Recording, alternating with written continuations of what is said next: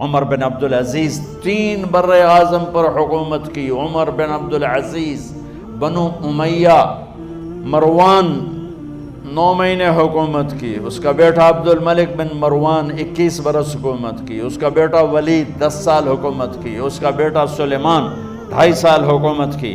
اسی تخت پر بیٹھے عمر بن عبدالعزیز. پہلے چاروں نے اللہ کے شریعت کو قربان کیا حکومت کے لیے.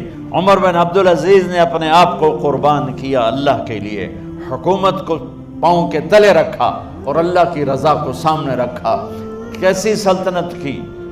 جب گورنر تھے تو 60 اونٹوں پہ سامان چلتا تھا.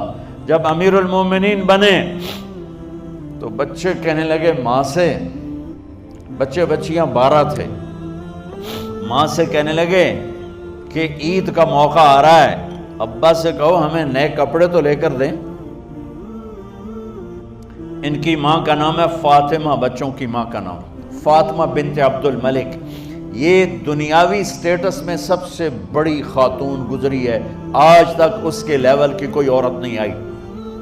دادا بادشاہ، باپ بادشاہ، 4 بھائی بادشاہ، 6 خامند بادشاہ، 7 نسبتوں سے یہ عورت شہزادی رہی ہے. حضرت عمر گھر آئے، بیگم نے کہا بچے کپڑے مانگ رہے ہیں. حضرت عمر کہنے لگے میرے پاس تو پیسے نہیں ہیں، تنخواہ میں تو مشکل سے روٹی پوری ہوتی ہے، کہاں سے لے کر دوں؟ تو تھوڑی دیر خاموش رہیں. بیگم پھر کہنے لگی آپ ایسا کریں، اگلے مہینے کی سیلری ایڈوانس لے لیں، اس سے میں کپڑے لے لیتی ہوں اور روٹی کا خرچہ میں مزدوری کر کے گھر بیٹھے مزدوری کر کے چلا لوں گی. اب 1 مہینے کی تنخواہ ایڈوانس لے لیں. حضرت عمر بن عبدالعزیز واحد خلیفہ ہیں جن کے دور میں 3 بر اعظم میں زکوٰۃ لینے والا باقی نہیں بچا تھا. یہاں لاہور بھی ان کی حکومت کے نیچے تھا، جنوبی اسپین فرانس ان کے حکومت کے نیچے تھا، کاشغر تک ان کے حکومت کے نیچے تھا، استنبول کے دروازوں تک ان کی حکومت تھی. 3 بر اعظم میں ایک آدمی زکوٰۃ لینے والا نہ بچا. اور اپنا حال یہ ہے کہ بیگم سے کہہ رہے ہیں پیسے کوئی نہیں، کپڑے کہاں سے لے کر دوں؟ اور بیگم طریقہ بتا رہی ہے کہ آپ اگلے مہینے کی تنخواہ ایڈوانس لے لیں، اس سے میں کپڑے لے لوں گی اور چولہے کا خرچہ، روٹی کا خرچہ میں گھر بیٹھ کے مزدوری کر کے کما لوں گی. تو حضرت عمر کہنے لگے ہاں یہ ٹھیک ہے. باہر آئے وزیر خزانہ مزاحم، انہیں بلایا کہ بھائی ہمیں اگلے مہینے کی تنخواہ ایڈوانس چاہیے. یہ تنخواہ والے لوگ بیٹھے ہوئے تنخواہیں لیتے ہیں. اس نے کاغذ قلم آگے رکھ دیا، کہا حضرت یہاں لکھ کے دے دیں آپ 1 مہینہ زندہ رہیں گے میں تنخواہ دے دیتا ہوں.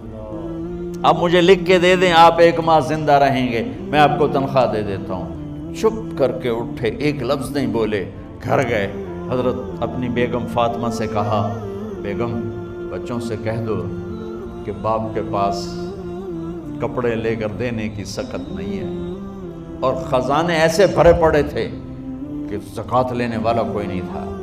عید کی نماز ہوئی، نماز کے بعد جب ساری فیملی ملنے آئی اور بچے بھی ملنے آئے تو ان کو دیکھ کر ان کی آنکھوں میں آنسو آ گئے.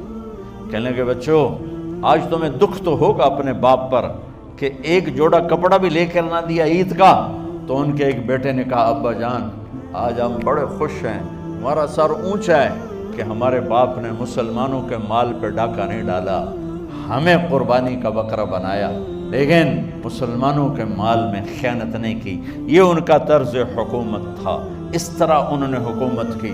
گھر میں تشریف لائے تو بیٹیوں سے بات کی تو انہوں نے منہ پہ ایسے دوپٹہ رکھا ہوا، منہ پہ دوپٹہ رکھ کے بات کریں.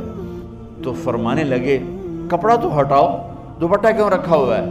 تو گھر کی خادمہ زور زور سے رونے لگی، کہنے لگی امیر المومنین آج آپ کی بیٹیوں نے کچا پیاز توڑ کے روٹی کھائی ہے تو وہ اس کی بو ہے منہ میں، آپ کو بو سے نفرت ہے اس لیے منہ پہ کپڑا رکھ لیا ہے. تو حضرت عمر اتنا روئے کہ ان کی داڑھی تر ہو گئی.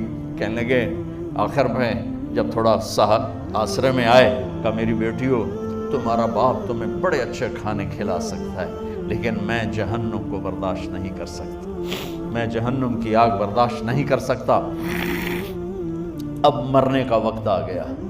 جب وہ گورنر تھے تو 60 اونٹوں پہ ان کا سامان چلتا تھا، اور جب وہ امیر المومنین بنے تو عیادت کے لیے لوگ آ رہے تھے تو سالم عیادت کے لیے آئے، فاطمہ کے بھائی، کپڑے دیکھے امیر المومنین کے تو بہن کو ایک طرف کر کے فرمایا، بڑے نیک سرداروں میں سے تھے یہ مسلمہ بن عبد الملک، کہنے لگے امیر المومنین کے کپڑے تبدیل کروا دو، لوگ پوچھنے آ رہے ہیں تو میلے کپڑے اچھا نہیں لگتا، کہا جی بھائی کرواتی ہوں۔ اگلے دن جب وہ حال پوچھنے آئے تو پھر وہی کپڑے تھے، تو انہوں نے ان کو الگ جا کر کہا بہن میں نے تمہیں کہا تھا کپڑے بدلوا دیتی، کیوں نہیں بدلوائے؟ تو وہ رونے لگی، کہنے لگی کہاں سے بدلواؤں، جوڑا ہی ایک، کہاں سے بدلواؤں؟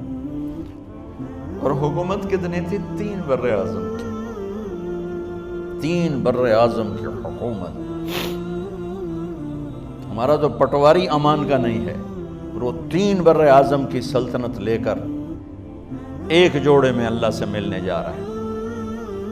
ان کو زہر دیا گیا، جب ان کی موت کا وقت قریب آیا تو انہوں نے رجا بن حیوہ کو بلایا، سننے والی بات ہے بچوں، ان سے فرمانے لگے سنو میں نے 3 بادشاہوں کو قبر میں اتارا، اب بچیاں تو قبرستان جاتی نہیں، ہم تو اپنے ہاتھوں سے قبر میں اتارتے ہیں اور اوپر مٹی ڈالتے ہیں اور اوپر اینٹیں ڈالتے ہیں اور پھر منو مٹی میں دبا کے واپس آتے ہیں، یہ منظر آپ بچیوں کے تو دیکھنے کا بھی نہیں ہے۔ وہ کہنے لگے میں نے 3 بادشاہوں کو مٹی میں ڈالا، لیکن ان کے کفن کی گرہ کو جب کھول کے دیکھا تو ان کے چہرے قبلے سے ہٹ چکے تھے اور رنگ ان کے کالے پڑ چکے تھے۔ ولید بن عبد الملک، سلیمان بن عبد الملک، عبد الملک بن مروان، عبد الملک باپ، ولید بیٹا، سلیمان بیٹا، یہ تینوں کا ان کے چہرے کالے ہو گئے تھے اور ان کا قبلے سے منہ پھر گیا تھا۔ اب میں مرنے لگا ہوں، مجھے پہلے ضرور چیک کرنا کہ میرا اللہ میرے ساتھ کیا کرتا ہے۔ پہلے تینوں کی ظلم کی حکومت تھی، ان کے چہرے قبلے سے کیوں ہٹ گئے؟ آپ کو عجب بات بتاؤں، ولید بن عبد الملک روزانہ تہجد میں کھڑے ہو کے 10 سپارے پڑھتا تھا، 10 سپاروں کی تلاوت تہجد میں کرتا تھا کھڑے ہو کے، اور قبلے سے چہرہ ہٹ گیا۔ سلیمان بن عبد الملک تہجد گزار، چہرہ قبلے سے ہٹ گیا، ظلم کیا، ظلم کیا، ظلم کیا، خون کو پانی بنا دیا، حکومت پر شریعت کو قربان کیا، رشتے ناتوں کو قربان کیا۔ اللہ نے قبلے سے چہرے، نمازیں منہ پہ مار دی، روزے منہ پہ مار دیے، حج زکاتیں منہ پہ مار دی، تہجد ان کے منہ پہ مار دی اور ان کے چہروں کو قبلے سے ہٹا دیا اور رنگ کالے کر دیے۔ عمر بن عبدالعزیز نے اسی سلطنت کو عدل سے بھر دیا، اسی سلطنت کو عدل سے بھر دیا۔ جب ان کا انتقال ہوا، سلیمان بن عبد الملک کی ڈیڈ باڈی جب قبر کے قریب لائے اتارنے کے لیے تو ایسے ایسے ہلنے لگا، اس کا پورا جسم ہلنے لگا، تو اس کے بیٹوں نے کہا کہ ہمارے ابا زندہ ہیں، تو حضرت عمر نے فرمایا بیٹو زندہ نہیں ہیں، عذاب قبر جلدی شروع ہو گیا ہے، عجل اللہ بالعقوبہ، قبر کی پکڑ پہلے شروع ہو گئی ہے، چھپاؤ اپنے باپ کو جلدی۔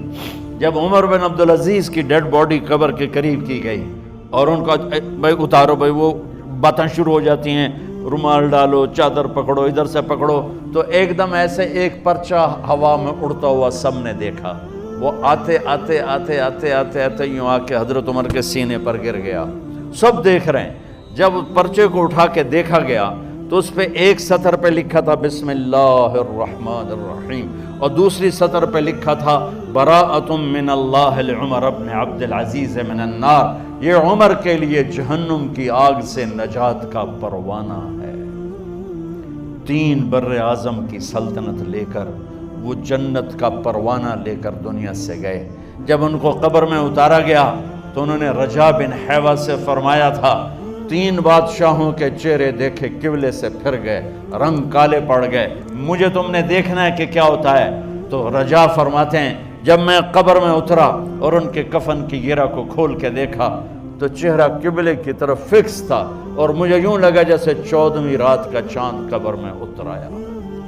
میرے عزیزو، طلبہ و طالبات، اللہ کو اپنی منزل بناؤ، اللہ کو اپنی منزل بناؤ، اللہ کو اپنی